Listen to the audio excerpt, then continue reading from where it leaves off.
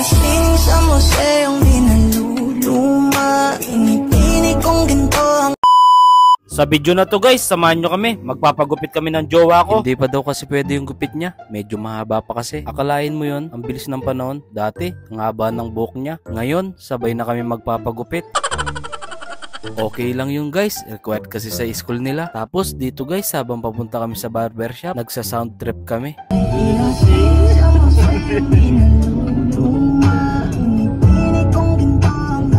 Nang bigla akong naamoy yung damit ko, ang baho, kaya pinaamoy ko din sa jowa ko kung mabaho talaga nang biglang.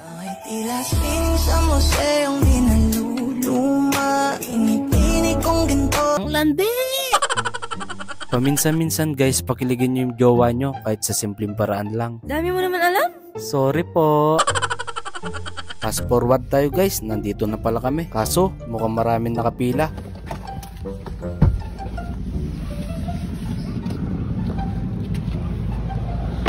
Tignan nyo naman yung jowa ko guys. Kahit na maliit yung buhok, napakaganda pa rin niya.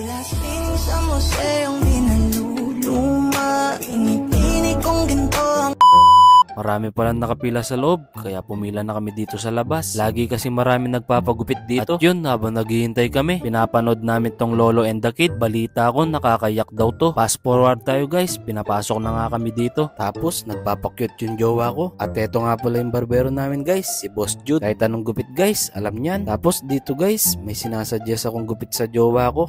Ayan guys. Tapos sabi niya, sa gandang kunto, yun yung papagupit mo. Dito pala guys, ako na yung gugupitan. Ayaw kasi mauna ng jowa ko eh. Kaya ako na yung nauna. Sabi ko dito kay Boss Jude, siya na lang bahala sa gupit ko. Gugupitan niya daw akong mala Vice Mayor.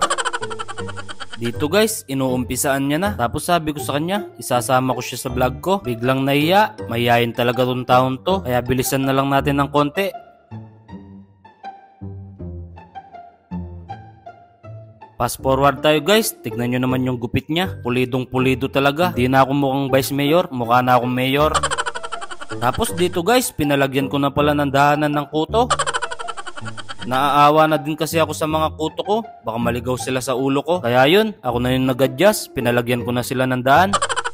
Tapos na pala dito guys. Tignan nyo naman yung gupit ni Boss Jude. Pulidong pulido talaga. Yung jowa ko na pala yung susunod dito guys. Okay. Oh. Yes, buddy. It's your turn. BS cream pala yung course ng jowa ko, kaya kailangan niya magupitan ng maliit. Pag nagpulis siya guys, papahuli ako sa kanya kasi adik ako. Adik ako sa kanya. Oh my God! Dito pala guys, inuumpisan niya na. Bakit ganun no? Kahit anong anggulo ng jowa ko, napakaganda niya. Oh my God! Tapos dito guys, tama nood lang tayo para sa susunod, ako na yung maggugupit sa kanya. Panigurado, pag mali, iwalay agad. Hindi nyo alam, naggugupit din ako. Kaso, papel nga lang. Dito pala guys, patapos na yung jowa ko. Tignan nyo naman guys, hindi na siya maganda. Gwapo na siya. Sana all, gwapo. At yun guys, tapos na pala siya dito. O diba, napakalupit talaga manggupit ni Boss Jude. Kaya sa kanya na kayo magpapagupit guys. Dito lang yan, sa tapat ng Barangay Hall ng Cristo Rey. Tignan nyo naman yung gupit niya. Yung jowa ko maganda, biglang gumapo. Siya'y magandang babae na lalaki ang gupit. Ay, lumuyok. Tignan nyo naman guys, lalaki yung gupit tapos nakadress shoes talaga. Tapos dito guys, paglabas namin ng shop, gabi na pala. Fast forward tayo guys, nakauwi na pala kami dito. Tignan nyo naman mga gupit namin. Bakit ganun? Mas gwapo pa yung jowa ko sa akin. Nagustuhan niya daw yung gupit niya dito guys. At syempre, nagustuhan ko din yung gupit ko. Salamat sa panonood!